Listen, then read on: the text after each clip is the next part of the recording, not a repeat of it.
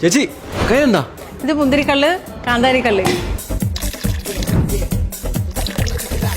ബീഫിനെ ഇടിച്ച് കുട്ടപ്പനാക്കി പ്ലേറ്റിലാക്കിയിട്ടുണ്ടേ. ചേച്ചിയുടെ special beef ഇടിച്ച് കുട്ടപ്പനാക്കി പ്ലേറ്റിലാക്കി ഐറ്റമാണോ? അയ്യോ, ഇത് ആവേശം എന്ന് പറഞ്ഞൊരു ഡ്രിങ്ക് ആണ്. ഒരെണ്ണം അടിച്ച ഡോൾഫിനാവും.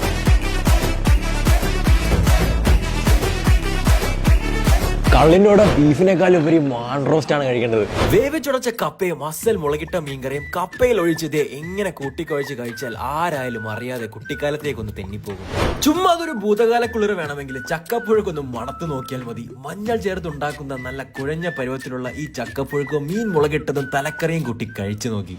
പഴംപൊരി ബീഫും വേണോ? ആദ്യമായിട്ടാണ് ഒരു ബാറിലെ മലയാളികളെ നെഞ്ചിലേറ്റിയ പഴംപൊരിയും ബീഫും. മൊരിഞ്ഞ പഴംപൊരി നാടൻ ബീഫ് കറിയിൽ മുക്കി കഴിക്കുമ്പോൾ കിട്ടുന്ന ഒരു ഗ്രേറ്റ് സാറ്റിസ്ഫാക്ഷൻ. ചപ്പാത്തിയും പൊറോട്ടയും ചോറും ഒക്കെ ഒരേ കണക്കിന് മാച്ച് ആകുന്ന മീൻ തലക്കറി. തലക്കറിയുടെ ആശാന്മാർക്ക് നല്ല തലയെടുപ്പുള്ള ചോയ്സ്.